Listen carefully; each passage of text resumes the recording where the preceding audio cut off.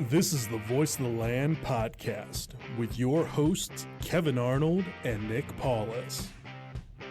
There is a reason the colors brown and orange mean so much to all of us in Northeast Ohio and all those who are fans of Cleveland sports as far as they may reach throughout our country and throughout our world. Today doesn't feel good, and no matter how you're feeling today, sad, mad, content, meaning, yeah, it sucks that we lost today, but you can see a bright future and you're ready for what's next. Or if you're on the positive train and you know that come next season, this team is going to be ready to go and they are going to be a contender for championships moving forward. No matter how you feel tonight, we are all going to come together on this edition of the Voice of the Land as part of the Big Play Network. We are going to talk about all those emotions. My co-host, my brother across the table, big-time Browns fan as well, as we all are, Nick Paulus, and of course our producer extraordinaire, Peter Tillett, behind that proverbial glass. We're going to break it all down. We're going to go through some of the emotions. We are not going to tell you how to feel tonight, but hopefully we will bring some realism to the conversation, and maybe some of those emotions you're feeling, we can all vent those out tonight and look forward to what we know will be a bright future. We bleed brown and orange. We bleed football in this town. We always have. We did all season, and we always will. We love our Cleveland Browns, and they have put themselves in a position to compete and announce themselves back to the AFC and to the NFL that football is back in Northeast Ohio. And with that, we get things started here tonight. Of course, again, this is the Voice of the Land. We are also partnered along with Big Play with Web Streaming Studio by LPV Productions. And we are sponsored by DP Construction LLC. I know our buddy Tyler LaFrada is feeling it as well, him and Uncle Steve.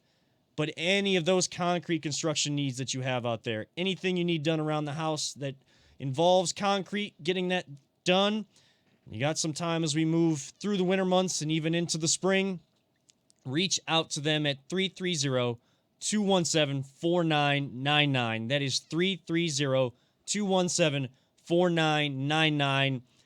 They are big Cleveland fans. They are huge Browns fans. So you can have those conversations too. They are loyal to their teams, but they are loyal to their work most importantly. And if you find them on Facebook at DP Construction LLC, you will see all of the beautiful work that they have done over the course of Tyler getting this company going and Uncle Steve getting out there and getting all that work done. And they stretch far and wide across the state of Ohio. So reach out to them. You can even email Tyler LaFrada. He puts his email right out there for you. That's how much he wants to do well by you. He will put his information out there for you. Reach out to him personally, tylerlafrada at gmail.com to get a quote. You can even message them through Facebook to get that quote. So many different ways to connect with them. Like I said, you guys will have great conversations about Cleveland sports, and they will do great work for you moving forward. So we thank them for sponsoring this journey that we have been on the Voice of the Land. You can find us on Twitter, where we are live every Sunday night, of course, with all the different game times we've gone through, going live after these games. We will switch back to our normal 7 p.m. format moving forward, but tonight going live a little bit later with a later game time. You can always find us at VTL_pod on Twitter, and it's the same handle on Instagram. We'll have some special show clips, some stories as we post throughout the year. You can find us on Facebook at Voice of the Land. We'll go live there. And reach out to Big Play as well. We are always live on their Facebook page at Big Play and at Big Play Live on YouTube. And we'll try to take some of the clips from tonight, other shows, post them on our YouTube channel at Voice of the Land Podcast. You'll see all of our Twitter handles for Paulus and myself underneath us as our names pop up throughout the night. So hit us with that follow there.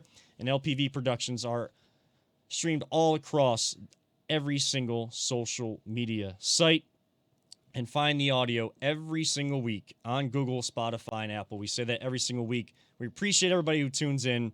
And again, it is a night to get those emotions out there, to talk about what happened, and to start to look ahead. We'll do bigger shows in the future of kind of the off-season outlook for the Browns. Tonight is a night to get out everything we're feeling, and I know I can see it out of the corner of my eye as I look into this camera in front of me. I know my brother's feeling it. You can sense it, feel it across the board in the studio right now. Paulus, welcome on in, man. I know you've been doing a lot of work over the last few weekends. It has been, I know, a great journey to do that and to do this show every single time. Yep. And so many victories. Tonight, definitely, it hurts. Got to know where you at. Haven't had a chance to talk to you. Where are you at with this game and with this season? It's heartbreaking loss. I mean, what else? Just, peek behind the curtain here for us. Obviously, I literally just got here 5 minutes ago. We literally jumped right into this one because I want to know what our emotions are after this game. I'm going to go first.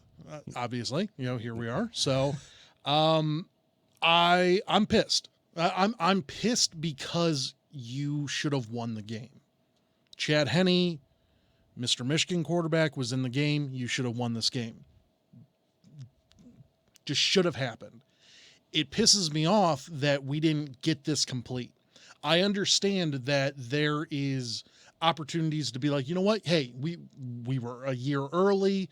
We won a wild card game against Pittsburgh. We broke a lot of records this year. And you know what? That's all fine and good. And you can look at it that way. But I'm going to look at it from the standpoint of you should have won this mother effing game.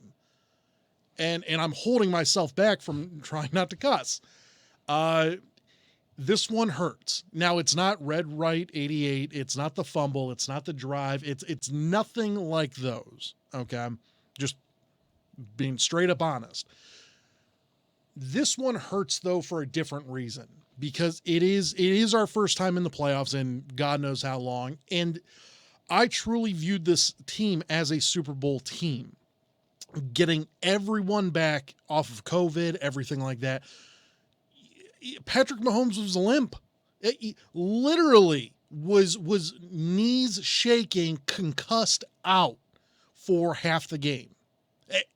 And he was limping for most of the game. I don't know. His ankle got turned or something on like the second drive of the game. And he wasn't the same. He wasn't. And you still ended up losing this game. Now, there were a couple of plays, you can point to the Higgs play. I don't view that as a bad play. Kevin Stefanski came out and said Higgs knows not to do that. Yeah, he straight up said it. He's like, I respect Higgs for giving an all-out effort, but he knows he shouldn't have done that. I'm not even going to go that far because I think Higgs did the right thing. This is a win-or-go-home game. You dive your freaking ass over that line. The ball got hit out. Was there helmet to helmet? Sure. If you want to go down that route, I'm not going down that route. Oh, I'm going down that route. You can, but I think it's ridiculous. It's a bang bang. I'm going down that route for a different reason. It's a bang bang play. It's not like we didn't get some calls. Everyone gets calls in games. Okay, it matters about if you can capitalize on it. You lost the turnover battle today. Okay. What have I been saying for the last couple of weeks? If you win the turnover battle, you are 10-0. If you go in at half with the lead at halftime, you are 10-0. You lost to Chad Henne. That's how this worked. 3rd and 14, and you let Chad Henne get that on you, 13.5 yards. It's unacceptable. This defense, I like Joe Woods. I want him back. I want all of our guys back. Mm-hmm. But that was unacceptable.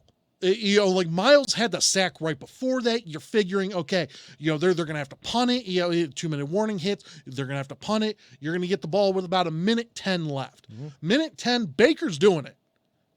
There's not a doubt in my mind. There's not a doubt in anyone else's mind either on that team that Baker Mayfield was going to lead that drive down there.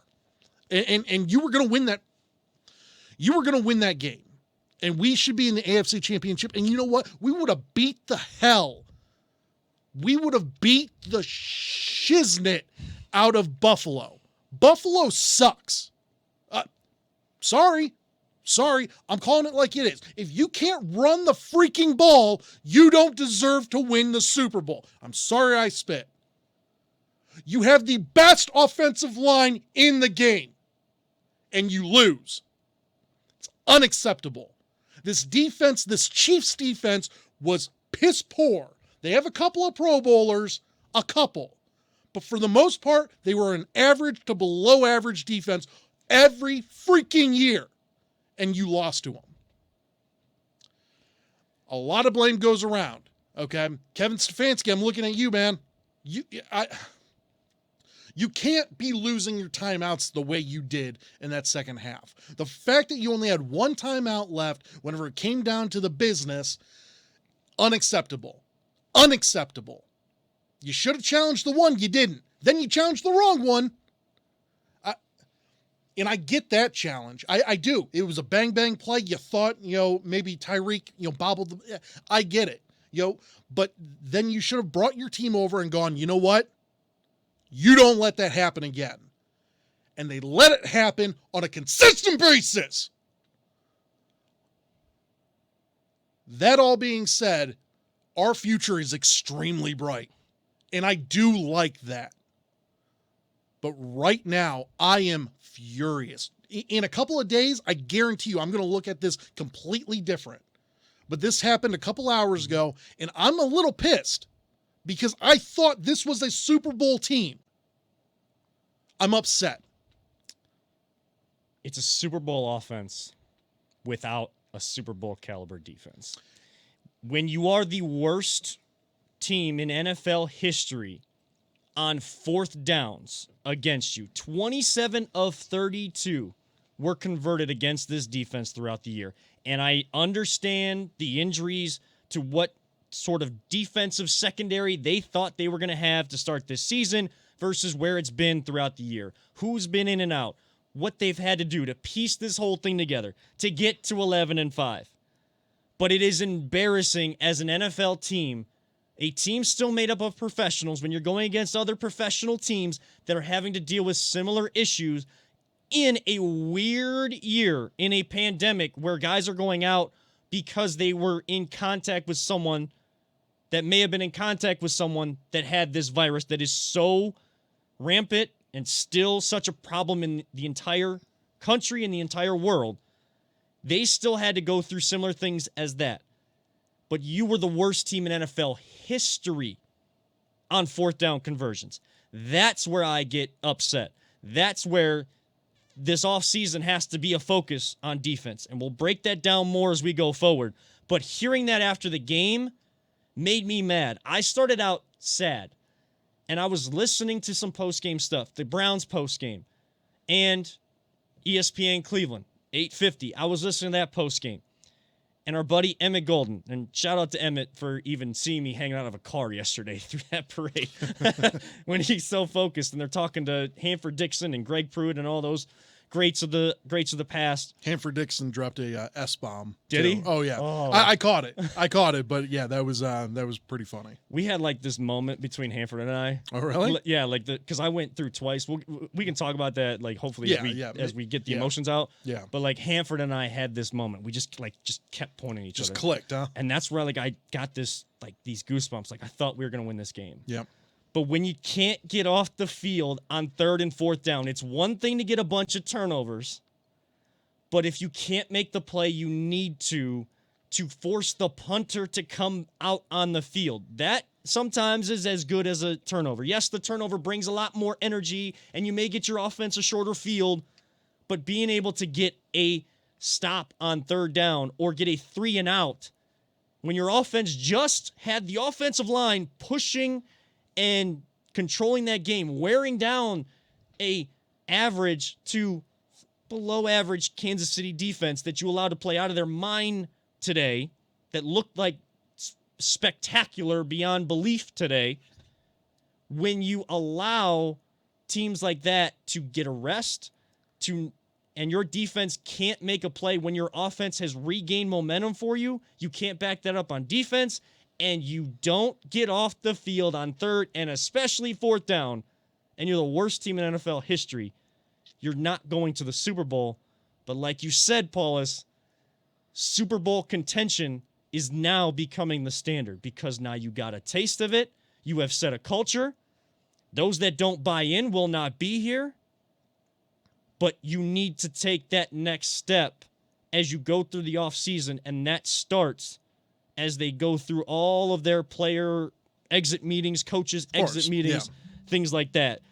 And we had on Twitter already, we got comments already flowing in, and I want to get Peter's thoughts on this game too in just 1 second. But Indians fan 95, to your point about Joe Woods and how you said you wanted all these coaches to come back, he's comparing him to Hugh Jackson and saying, don't make the same mistake and bring Joe Woods back with the Browns like you did with Hugh. Just to point that out, I like where our defense is. I don't want to switch to a new defense. Right. We have this issue every freaking year that we switch from a new defense or from a new offense. It blows my mind. We need consistency. Okay. I'm preaching consistency. I never thought that I would ever say that because I'm always the fire guy, but we need consistency. I like what Joe Woods did. If we all remember, whenever Miles was out, we actually won some games, and that was not expected. Okay. You have to have consistency. I think getting Joe Woods back and then cleaning up more of the defensive players. Half these defensive players shouldn't be here. That's what I'm trying to say. The scheme isn't wrong. It's the players. And that's what bothers me. We have players playing out of position. We don't have a safety outside of Ronnie Harrison. I would love to say, Grant Delpit is the next guy. And I believe he is. That's why you drafted him in the second round. But the issue is the guy's never seen an NFL field. So how do I? So yeah, exactly. So how do I know that he's going to be a committed aspect to our future? I thought Greedy was going to be one this year. We haven't seen Greedy all year. Greedy's away tweeting saying he's feeling dangerous. I'd rather see you on the freaking field, Greedy. I'm sick and tired of this. I'm sick and tired of all of this bull crap that is going on, especially whenever I see players leaving games and stuff like that. Jed Wills. I'm sorry I'm getting away from this. One last thing. Jed Wills. It wouldn't be a Cleveland Browns game if we didn't lose one freaking offensive lineman. I'm sick and tired of losing offensive linemen like I lose my money, okay? I don't know where my money goes. I don't know where Jed Will goes. I don't know where any of these guys go. You lost him, you lost Kendall Lamb, and then you got the Blake guy in there again. It's ridiculous. And he did well. He did. The fact is that he did well. But I'd rather see my rookie that you spent the 10th pick on in the game instead of him. And then Miles gets hurt, and then Denzel gets hurt, and it's ridiculous. Go on. Comes down to player execution. Yeah. People want to talk about scheme. They want to talk about, well, this coach isn't doing that. Why aren't they blitzing more in this game? Why aren't they, going cover two? Blitz against Patrick Mahomes, you're going to get killed. And they broke that down in ESPN. Tony Romo was saying to blitz more in this game, and against the blitz, actually, when it was just a 4-man front, that's when he had more of his turnovers than it was when they brought a blitz, especially a corner blitz, anything specially designed, trying to hide things. It comes down to player execution. You get a 3rd down and 14. You have a chance to get your offense back on the field, and you let Chad Henne run that ball. I'm still fuming about that. You let them convert time after time after time on 3rd and long and 4th and medium throughout the season. That comes down to player executions, players wanting it more. And yes, you're right, Paulus. There's players on this defense that should not be out there. They may be able to add depth to your team, but not people that should be responsible or be out there as starters. Some circumstantial stuff had them in there. But if you're going to be a professional and you're going to be in the game, and you're going to be a depth guy that's going to contribute behind others, and you have this next man up mentality, you better be able to make that play. In any sort of level, if you're at the high school level, you better be able, high school against high school, you better be able to get a 3rd down and 14 stop. College versus college, you better be able to get a 3rd down and 14 stop. Pro versus pro, you better be, I could go on and on and on. Peter, before I get into my emotions, because I was talking about Emmett, and I'm going to get to that point here in a second because he brought up something I really want to discuss here with the different emotions I talked about at the beginning. But at the Telep household, what were the emotions throughout the game? And by the time it ended, I mean, you were messaging us as soon as that clock hit 0 that you were on your way here. Oh, well, I lived through the drive and the fumble. And to me, this was, it wasn't the same. But that fumble right before half, I understand, you can't review that. I think it's, that hit was a bad hit. And the rule is the rule. So, I mean, unfortunately, there's nothing we can do about that. Right. That was deflating. But still, the way that they fought back, the offense, I thought was they did good, but not good enough. They fought back. The end of the game, I think there were just some of the plays, we were running Chubb into the pile. They weren't creating the lanes. They weren't there. But the defense, like you already said, 3rd and 14, 4th down. We can't stop teams. We're terrible, 4th down. Yeah. I don't know what the answer is. Obviously, I think Miles is hurting. They were putting him in for the pass, plays, but Right. And he got a sack. Yeah. I mean, He set up that's the why third down and that's 14. why it made it 3rd and 14. right. But the thing is, Miles isn't the only freaking person out Right. there, Mhm. and the rest 100%. of the rest of the defense has to step up. And I was talking with Jacob earlier. I said, we need to really bolster the defense. And my thought is, we really need some linebackers. We need some good linebackers. And I said, normally I'd be saying, who in Ohio State, who's coming out of Ohio State that we can draft, but this is the one of those rare years that I wouldn't take an Ohio State Kind of linebacker. mirror each other, where the defenses kind of mirror each other a little Right. bit. But yeah, I mean, I was disappointed. I'm not as emotional as you guys are Sure. about, and I understand that. I mean, it's frustrating, but one of my one brother-in-law said, "Hey, I'd rather we have gotten blown out," and I'm like, "Are you freaking No. kidding me? No, No. no. We went in there. We had a chance to win. I am pissed.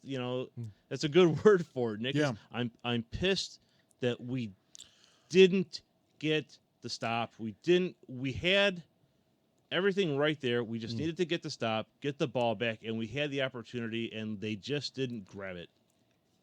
Today is to that point though of people saying, "Oh, I'd rather get blown out." Today is a microcosm of this why we're so excited for the future of this team. Exactly. And what they showed to put in all of the attention in the offseason on the offense and what it of course accumulated to this season.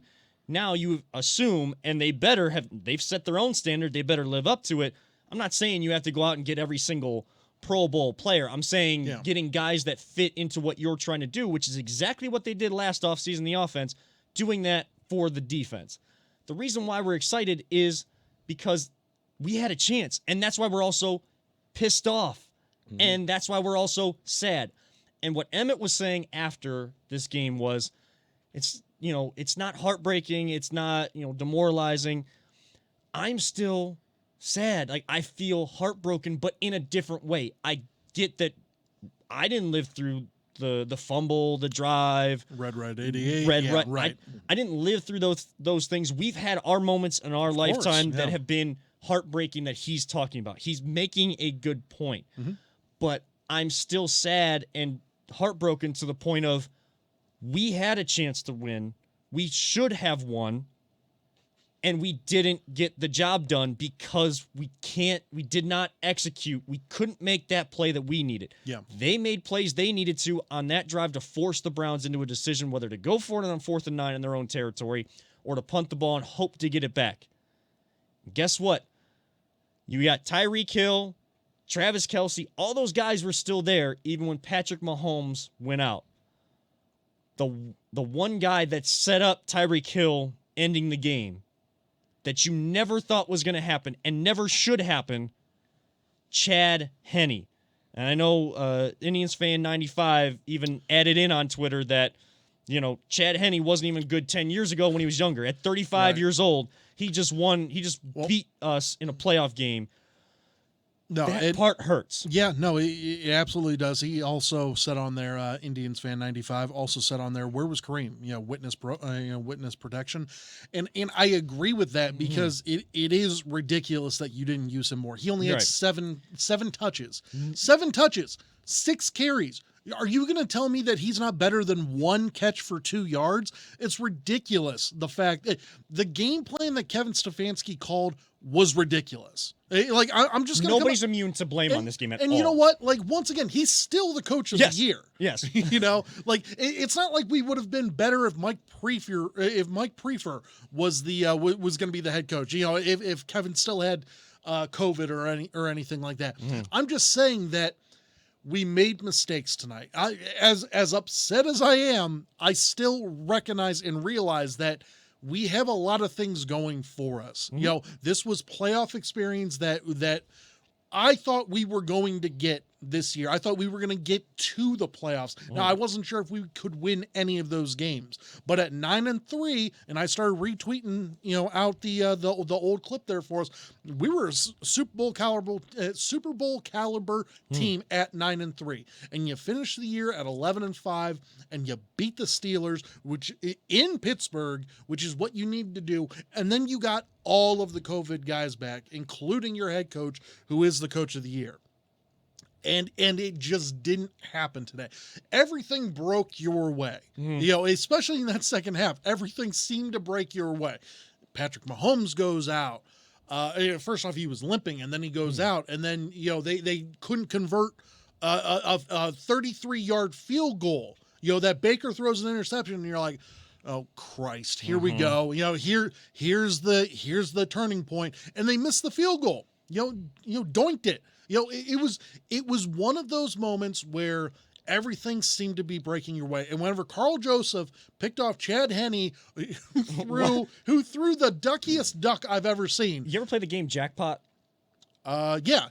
That was basically a jackpot throw. Oh, absolutely. Just the whole collection. Jackpot. Everybody out there recess, no chucking up there who can catch no it. doubt. And Carl Joseph caught it like it was a fair catch. It's like, thanks. Okay, cool. Punting. At that moment in time, you had 8 minutes left. You had all the momentum in the world, and you go 3 and out. Like, that was another thing. Once again, I was convinced, because if you do a hurry up against this team, you can score. We've seen it happen before. You can do hurry up. The Browns do excellent hurry up, but at that moment in time, you wanted to kill the clock. Yep. And I get that, Kevin Stefanski, but my issue is that you weren't killing the clock the proper way. The fact that you didn't give the ball to Kareem Hunt, the fact that you took so long to understand and go, you know what, Nick Chubb's probably a good running back.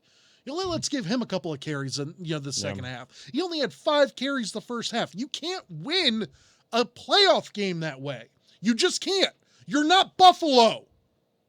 Can't.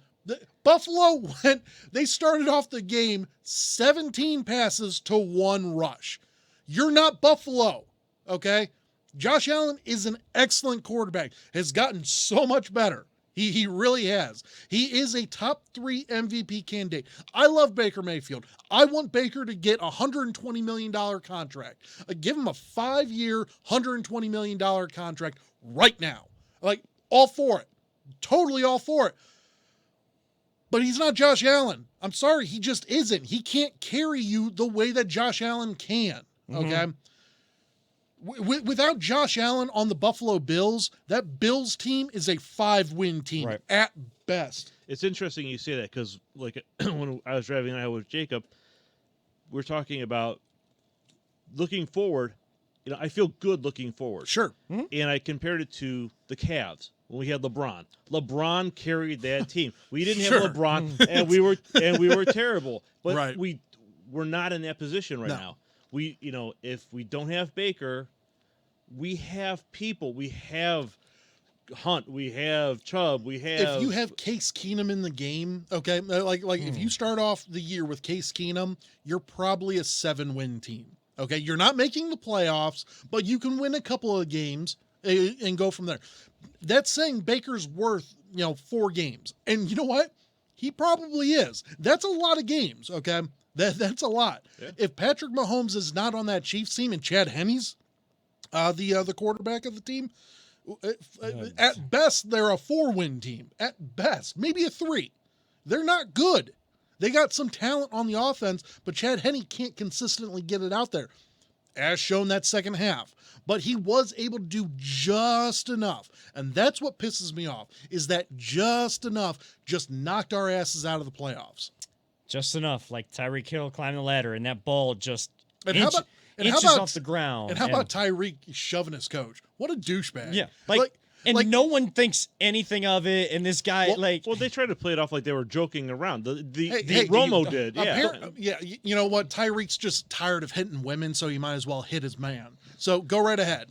Yeah. I don't care. Yeah, I know. go for it, Tyreek. Yeah. If you want to start fighting guys, cool, go for it. Right, and I hope he gets smacked right up the mouth, I dude. know. Just yeah.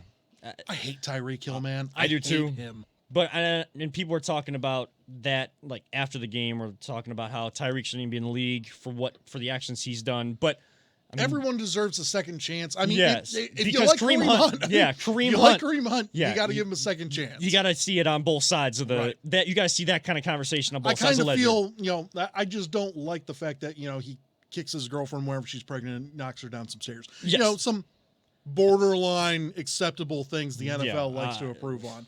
Josh Gordon can't smoke a blunt though. That good call. Where it's legal in most states, but Okay, it's, Goodell. There's a lot of issues. Goodell's got a lot of issues. This is a hot one. Yeah. this Well, is a good podcast. You want to talk about the NFL? This is where I'll bring up that helmet to helmet hit. Not because I'm not saying that is the difference. Yeah, if you get the penalty there and you're set up first and goal, you assume Chubb or Hunt is going in, and that's 7 points right there. You add that to what you have. You can't really do that because No, you can't. Right, because if they score there, what does the atmosphere of the game look like from that point by getting that score? Right. So and the mindset, the philosophy, the play calling changes all of that. So you can't say that exactly.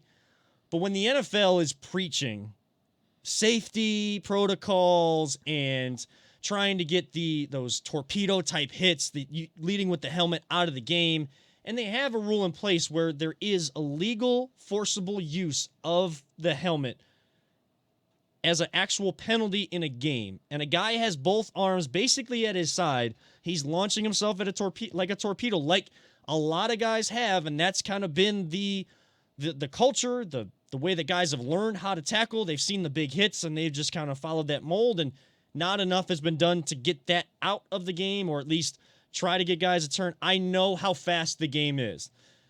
No, I'm just going to tell everybody right now. No, I didn't play the game of football, but I understand the speed of the game. So I get that it's hard to turn your body and hit guys in the right way every single time. But when you launch yourself from your feet with your helmet, not taking into account any of your health concerns for the future, anyone else's health concerns in the future, you know a guy is going to dive at the pylon, you know where his head level is at, and you're going to dive like that, and the NFL doesn't have that as a reviewable play. In college, it is a targeting play that gets reviewed. If they call it, they review it, they see if it's true or not, because they don't want to take a chance, an opportunity away from a scholar athlete from being able to continue in the game. But if it's the letter of the law to the penalty, they take the guy out of the game. If they miss it and something gets buzzed down and they go review it and they see targeting, the guy is out of the game. Now, the NFL doesn't have targeting the way NCAA does, but they have illegal, forcible use of helmet-to-helmet contact. And everybody was saying, and not just the referee advisors that these broadcasts bring on, every single person involved with the NFL, Bill Cowher, Nate Burleson, all of these guys saying, yeah, they hate the rule about the ball being fumbled forward in the field of play. You get it where the ball was fumbled, but if it fumbles out of the end zone, the defense gets it. Okay, that's a rule for the NFL. Look forward to future. It's a terrible rule, but it is what it is. The NFL has it set. But if you don't have a way with all of these cameras, you don't have a system in place, and you're going to react just because it impacted a playoff game now, that you're going to review in the future. Maybe at the March meetings, you're going to put the rule in place that you can review these helmet-to-helmet hits in the future.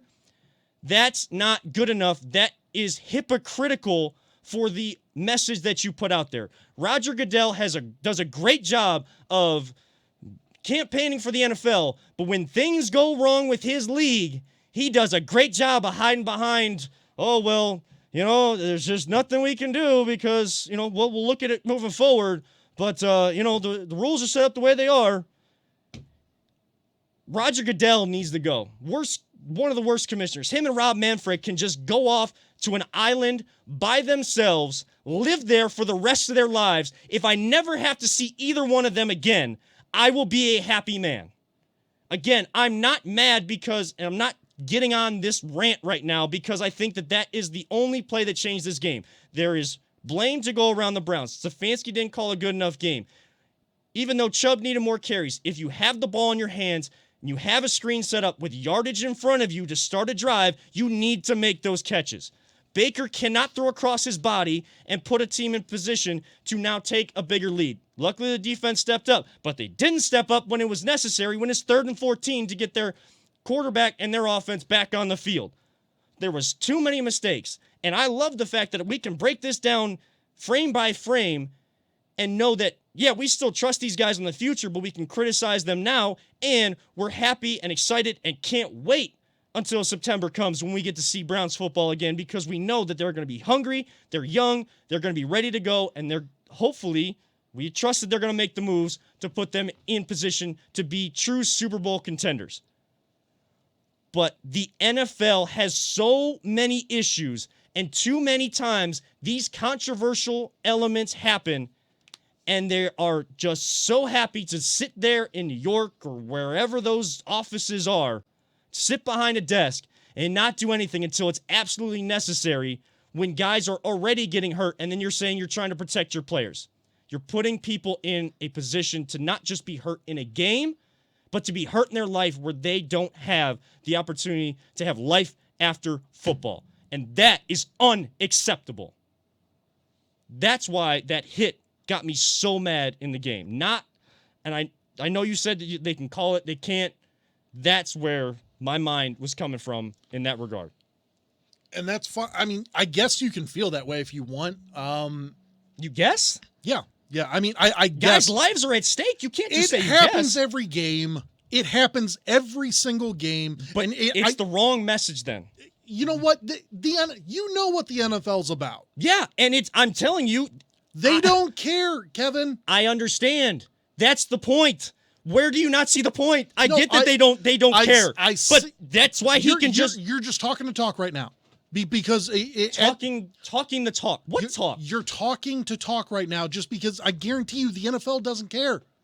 So like you're yelling at a brick wall right now. You're yelling at that wall. Is that not allowed? Like, am I not allowed to get this stuff off my chest? You are absolutely allowed to. Microphone in front of us. We can say what we want and go right ahead. And something's got to change. That's the truth. That's not opinion. That's the truth. Something's got to change with this league. Nothing's going to change. And that's unacceptable. You can say it's unacceptable. You're still going to watch the game. Until people start turning off the channel, it doesn't matter then. I understand. Like, if you're going to be upset about that, then you got to be upset about, the whole Mahomes getting the concussion and everything like that. I don't view... This is football. And this is football. I don't... You're allowed to talk all you want. I root for you to talk all you want. I'm just saying, like, that sort of topic, you're just yelling to a brick wall because the NFL, they don't care. But to tell me that you guess I can say something, like that's not... You're allowed to say whatever you want, Kevin. Yeah, that's what I'm saying. That's not where the conversation is. What I'm saying is I want guys to be able to make these spectacular plays. I don't want Mahomes getting hurt like that. Sure. But that's a different play than a guy leading with his helmet. There is no where does the line stop when we teach young players to actually tackle in a form tackle position? Why won't the NFL take a stance on that? That's what I want to know. I don't know what you want me to say. At this point in time, the NFL doesn't care. Until someone dies on the field, the NFL won't care. And even at that point in time, they're still not going to change a damn thing. That's what I'm trying to tell you. Yeah, and if someone dies on the field, there's going to be more than just sports to talk about in that regard and how inept Roger Goodell really is. I agree, but at the same time, it's one of those moments where I don't know. I don't know. I think it's ridiculous that no one does speak up. Like, it's got to change somewhere, right? You can't just accept the fact that they don't care. At some point, you better start, because there's more than just money at stake. Well, I mean, what led to all the concussion protocols? What do you mean? What? Well, I mean, the suicide, the players, players killing themselves, the suicides, lawsuits, and what do they do? They put more money towards the insurance. They put more money towards the damage control and everything like that. But it still doesn't take the headshots out of the game. Really, it doesn't take them out. Well, but there's more penalties going. Hitting around the head. I mean, I agree with Kevin. They need to change. I think they need to have. They need to. How do you fix it? Well, they need tell me how you fix it. Why don't? As much as I hate to say this, because I think the targeting rule in NCAA that is not the right way to fix it. Well, it's not the right way to fix it, but I think it's a step in the right direction, but I don't think it's the right way, because the targeting rule in NCAA, there are some good calls but there are some that are incidental, where the player isn't intentionally lowering his head. Sure. I'm going to tell you what a lot of bosses have told me. If you're going to bring up a problem, you better have a solution for it.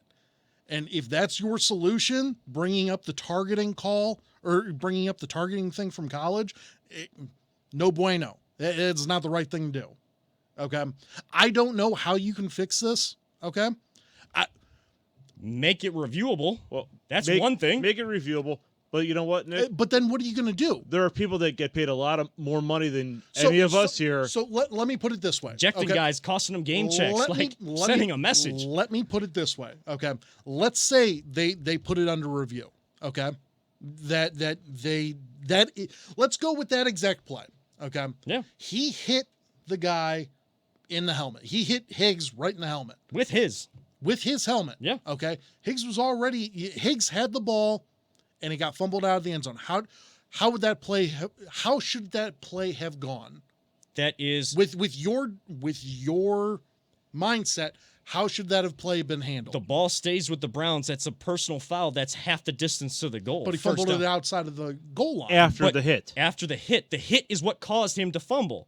That's the hit that knocked it out. His hand did not knock that ball out of his hands. It's the hit to his head where the ball gets lost. Okay. That's what you're looking at when you're reviewing. So then what happens? After that, is it just that guy still gets to go out and still do everything, or does he get ejected? I mean, he should be ejected, but the NFL has done the whole unsportsmanlike conduct. You get 2 of those, whatever it is. Right. You get 2 of those, and then you're ejected. So they give guys second chances. I just don't even. Okay. Everybody says NFL's not for long, but they sure do give guys that don't deserve them more than second chances all the time. So I don't know. I mean, you can. Once again, if you're listening on Twitter, chime in and tell us what you think. Absolutely, yeah, go right ahead. I guarantee, there's hits like that every single game, and it's not just in the NFL. It's in high school. It's in college. It's in Pee Wee. It is everywhere, and they can do everything possible to, from the heads up programs and all of that sort of stuff. And people are getting better because we do see less of them. I do think that we see less of them, but there's still those hits every single game. I just need to figure out, I'm controlling the NFL or anything, but I need to have solutions. If you think the targeting thing is a solution for it, okay. I just gave you one. Reviewable play, and if it is, it's ejection, and it's not doesn't have to go under the. So you are talking the college targeting technique. I'm talking college targeting, but the NFL has got a lot of money and a lot of resources to actually look at that. That's the initial step. So if this play happened on the opposite side of the field, okay, let's say someone hit someone on the top of the head on the opposite side of the field. Does the coach get to throw the flag on that play, even though like Higgs wasn't like the ball went to Higgs drops it, okay, but some other guy headhunted at the other guy opposite side of the field? Is that cool? Yeah. Like you open up Pandora's box if you do that. That's what I'm saying. But it's the start of giving an idea for a solution, and guys getting in a room and actually talking about this. They don't actually talk about these things. They just throw things out there. Just like the catch rule was so hard to figure out for so many years because they just threw darts at a wall and said, this is what it is. This is what it is. They didn't think about what you are doing right now, which is smart, is thinking about where the gray areas come in. Mm-hmm. So it's getting other people together to talk about this and all the resources you have to use an idea for a solution to come up with the best one that you can for the betterment of the game and the betterment of your players. I'm not saying it's ever going to be perfect. Right. But you're not doing enough. And change only happens when people are willing to actually speak up. Just assuming that people don't care, that's when you just get complacent and nothing changes, nothing gets better. It's the same thing with the country, same thing with each person's life.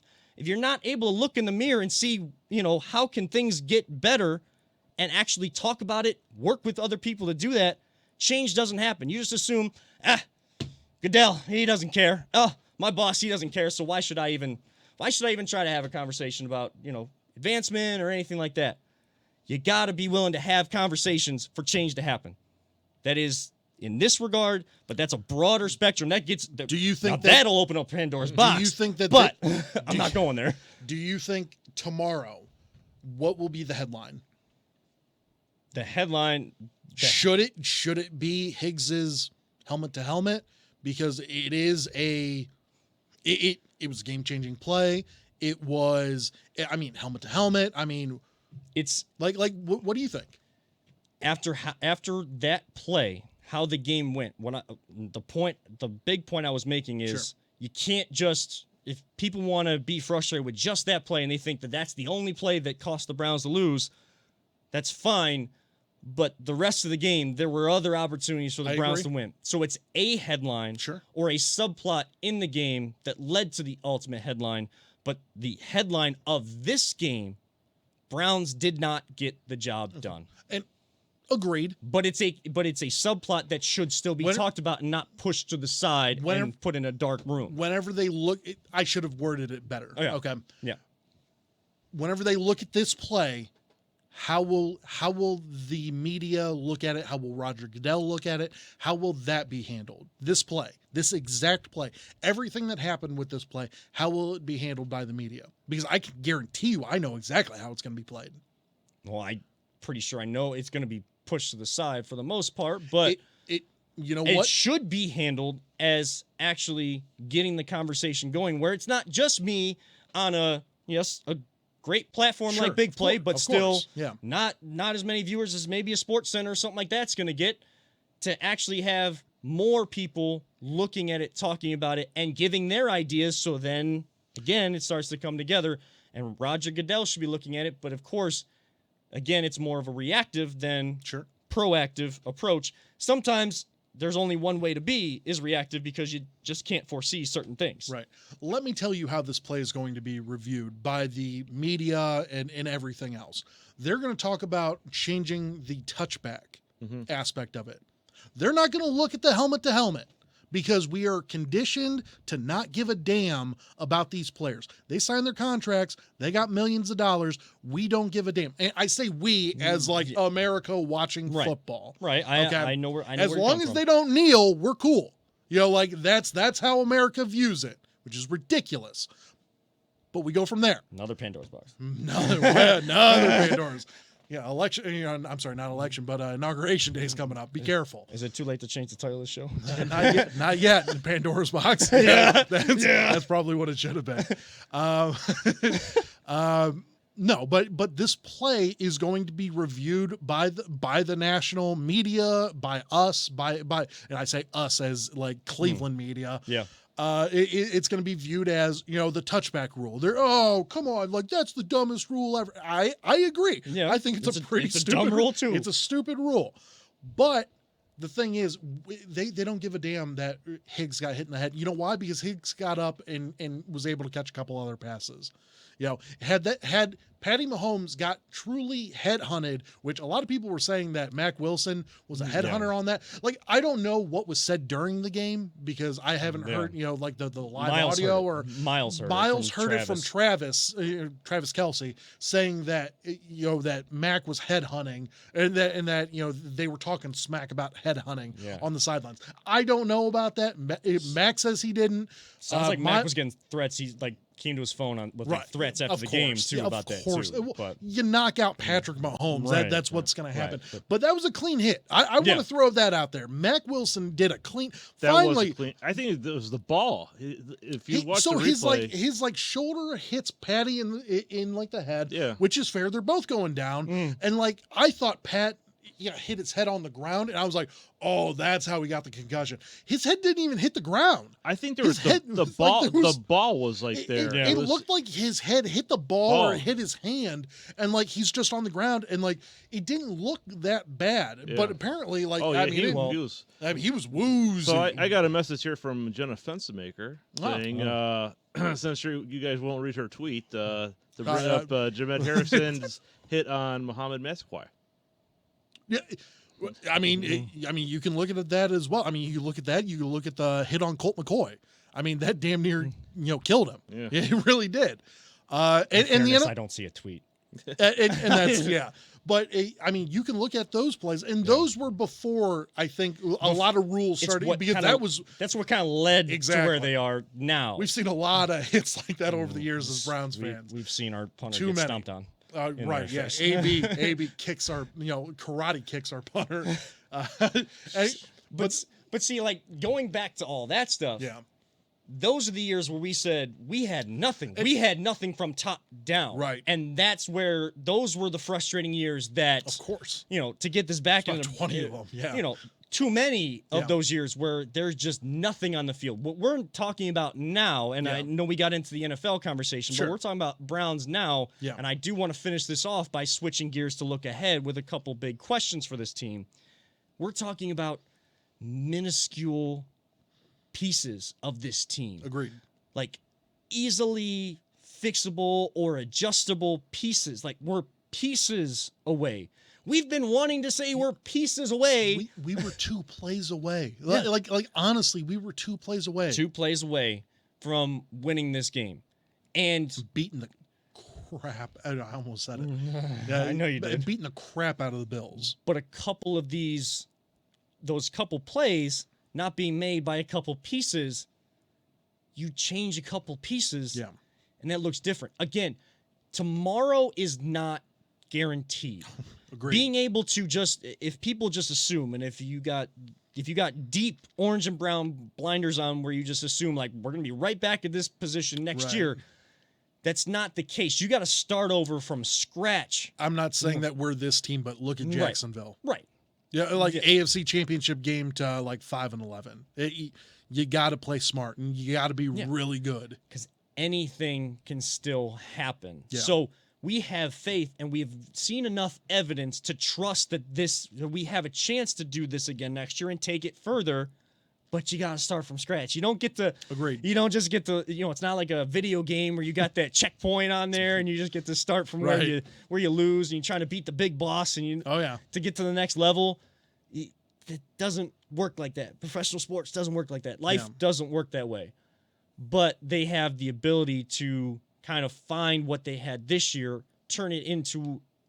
adjust it to not a different identity, but a 2021 edition of this culture and whatever identity that takes on to get past this point and the standard is going to be Super Bowl contention. So what is the big question mark that needs to be answered, or the big move that needs to be made for them to sustain this culture and Super Bowl contention standards?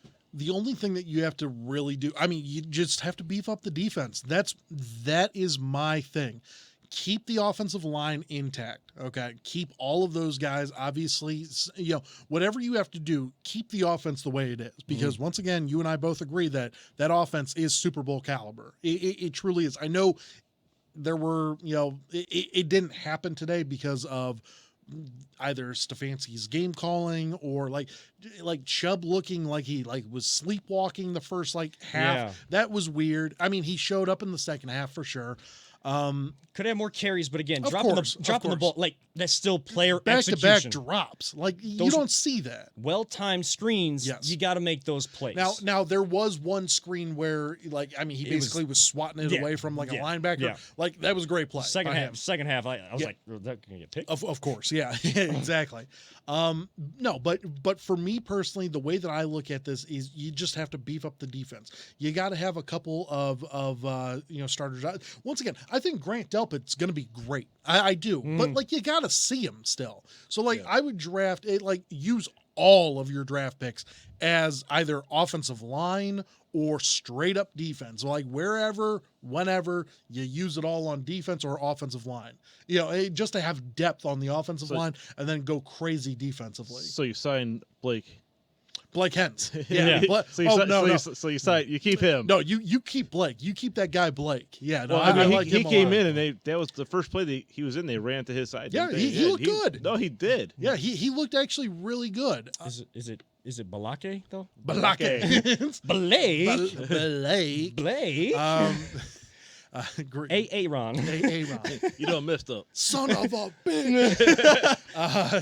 Timothy, where you at? Timo Present. Present. Jaquelin. Jay Quellen. No, all fantastic. I do want to say this. My last point here before I turn it over to you guys and we wrap up.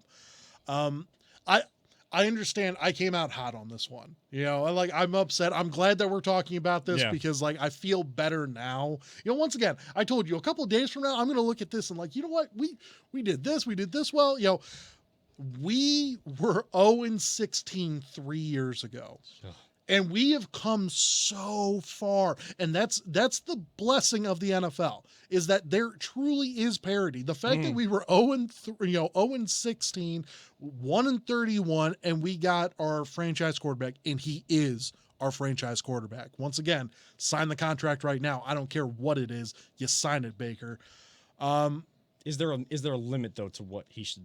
Well, sign don't give for? him $500 million. Yeah, okay. Let's not get crazy. So you're saying somewhere between Myles Garrett and Patrick Mahomes. Whatever the going rate for a franchise NFL quarterback is what Baker should sign. If it is $125 million, do it.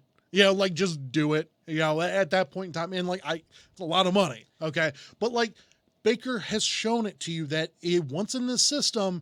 He can go the distance. His interception, I understand it was a bad interception. Okay, he threw across his body. He even said so himself. Yeah. He's like, that shouldn't happen. Okay, He's just trusting a guy to make. but a that play was his and- first pick since Halloween. Let's be honest. He's been damn good. So we were 1-31. 3 years ago, and we got a core group of really solid dudes on this team. I am happy. I am proud of this team.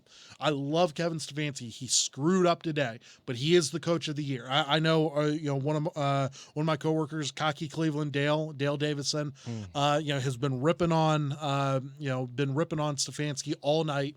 Calling him, basically calling him not the coach of the year. Coach of the year wins this game, sort of stuff. Better game plans, everything like that. I understand where you're coming from, Dale, but the totality of the entire season has to be looked at. And what Stefanski did in setting the culture, setting up everything here for us for the future, because you have title runs ahead of us. We do. This is going to become a great rivalry between us and Mahomes. And I can't wait for that because we were on par with them today. We really were. couple of plays break our way. I know he went out, but a couple of plays break our way. The sky's the limit. It really was. And it just builds confidence in the locker room. Absolutely. You know, Dale hates my Coach Kev thing too. You know, I saw that. Like Dale got a little hot. You know, like I Yeah. get it. You know, but Dale views it from kind of the standpoint that I see it. You know, Yeah. like fans can look ahead and everything like that. I just want to. I look at it more of the standpoint of like I don't want to be like jinxing things now Yeah. because I truly do believe in jinxes now.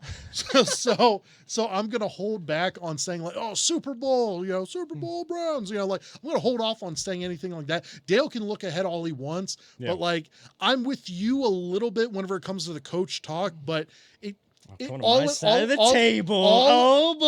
all on good time. You know, like it depends on the timing of it. You know, I know. after a win, go right ahead, Kevin. You can coach speak all you want. After a loss, I'm like, Kevin, shut up. I hate how right you are right now. Stop it. Pretty much. Stop yeah. it. No, absolutely. I just wanted him to realize, like, you know, I just hope He knows you're still, you know, a fan. and Yeah, everything he understands. Like, Like, I, you know, it's not. I'm not as diehard as everybody else. I just come at it a different way. You know, of course, we all do. the coach just can never get out of me.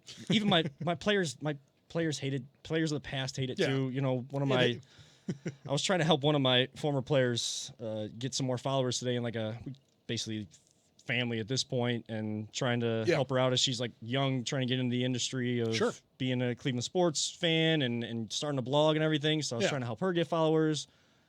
Well, I- what's her Twitter handle? So at Meg in Peg, so that's MEGN. Oh, I just followed her, yeah. one. Yep. At Megan Peg 1 on Twitter. She's going to be doing a lot of blogging and Go follow. Yeah, go follow.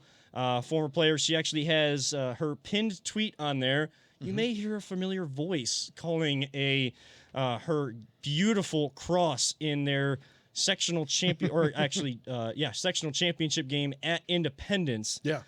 To Mia Welms, where she heads it in, so you hear a special little voice at the end There of that you go. 8-second clip. She kind of cuts me off, but you know we're family, so it's okay. So I was trying Sure. I was trying to help her out today and everything, but you know I'm always trying to coach them if I go see one of their games or something. Right. I'm always giving them tips at the end. They like look at me like, look at me just like you do across the table. You know, they give me that. We all do. You know, I love it, but not right now. You know, timing is everything. Peter, as we wind down here, what is that one thing or couple things that this team really needs to do as we get into the offseason? We'll do a big breakdown moving forward, but Oh, for sure. like just right now off the top of your head, what is that one thing you want to see them do this offseason? I just really want to see him bolster the defense. I Mm. mean, I think we've got a good offensive line. We could use more depth there, but really we just need that defense to step up. I think there's just some pieces, linebackers, most likely. That's my thought, but I feel good about going forward. This is one of the few years that I feel, you know, we end this season, and I'm like, man, I'm excited for next year. Not because to see what we're rebuilding, but just to build on what we have, and that it's a positive, you know, step forward. Of course, yeah. I'm excited for September. I don't care about mock drafts. We Like, got a long way. I know, till then. and I know. So there's going to be other things, and once draft time comes up, like it'll Right. still be a big day, but it's starting to feel more like, you know, an organization like Green Bay or Yep. Kansas City, where, yeah, when you get to that point, it's like, hey, like what piece can we add? What depth can we Right. add?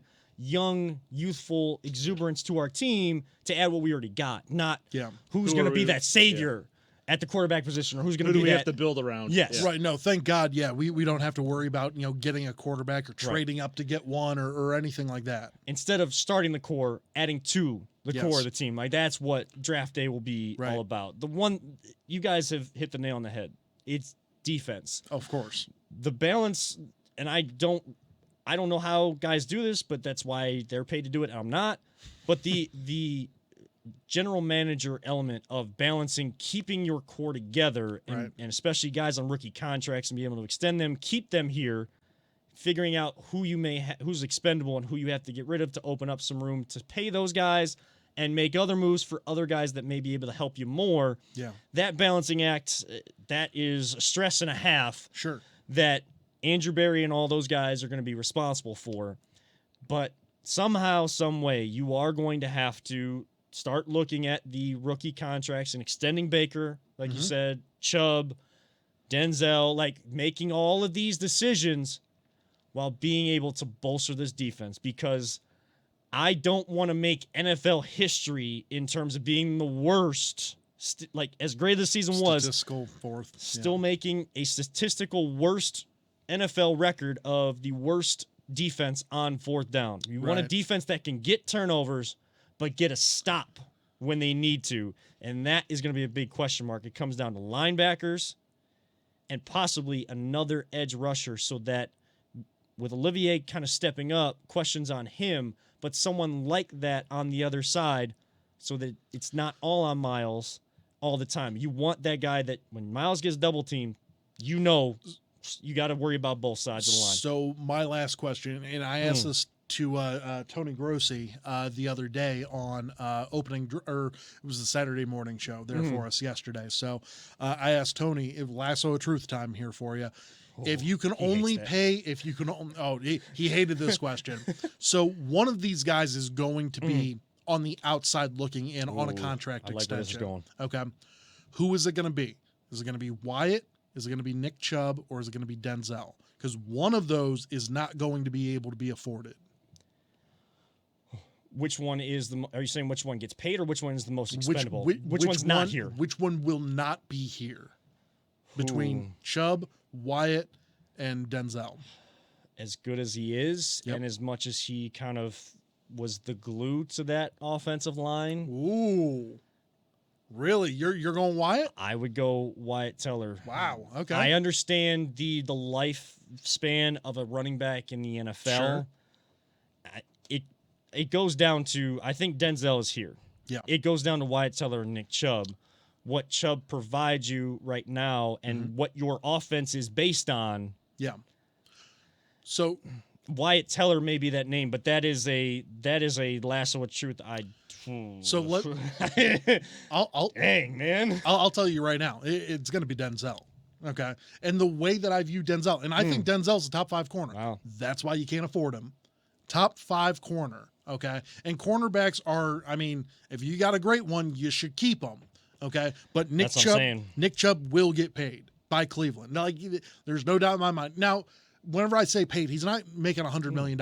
So, you know, it's nothing that We're crazy. sticking to the scales. But he is going to probably get about $15 million a year. I could see him honestly signing probably like a 4 or 5 year deal. So $75 million. Okay. So you have that right there.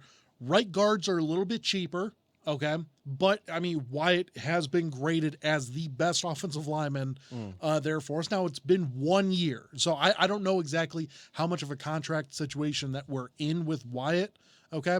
But let's say, you know, he does, this again next year as the number 1 rated guard again. I think you're going to pay him, and you're probably going to pay him a big contract at that point in time. Denzel, if you look at like Jalen Ramsey, who is the best corner in the league, he got paid $100 million.